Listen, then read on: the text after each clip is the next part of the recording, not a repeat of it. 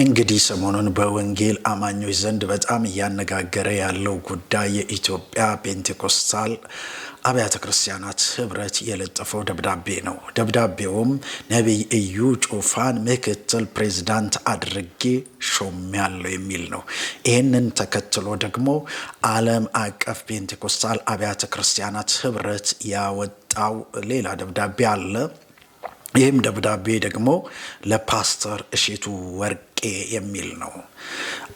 ፓስተር እሼቱ ወርቄ ማለት የኢትዮጵያ ፔንቴኮስታል አብያተ ክርስቲያናት ህብረት ፕሬዝዳንት ናቸው። ጉዳዩ ይልና የመጨረሻ ማስጠንቀቂያ ስለመስጠት ይሆናል ይላል። የማስጠንቀቂያ ደብዳቤ ነው። እንግዲህ ብዙ ነገሮችን ይሄ ደብዳቤ ይዘረዝራል።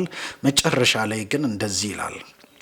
በሚዲያ አዋጅ በ1238 በወንጀል በህግ ፊት የሚያስከስሳችሁና ተጠያቂ የሚያደርጋችሁ መሆኑን እንዲያውቁ ይህንን የማስጠንቀቂያ ደብዳቤ ሰጥተናቸዋል። ስለተፈጠረው ነገር 2 ሳምንት ያህል ሰጥተዋቸዋል። በዚህ 2 ሳምንት ውስጥ ከኛ ጋር በመገናኘት በመነጋገር ነገሩን ማስተካከል እንዲችሉ የሚል ግልጽ የሆነ ደብዳቤ ነው።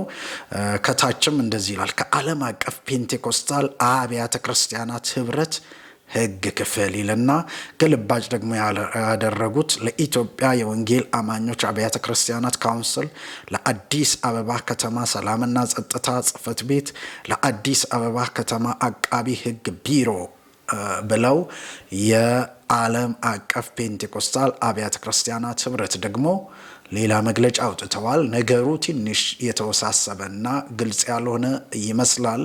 ይህንን ጉዳይ ግን መጨረሻውን ህዝበ ክርስቲያኑ በትዕግስት መጠበቅ አለበት ብዬ አስባለሁ። ተባረኩ።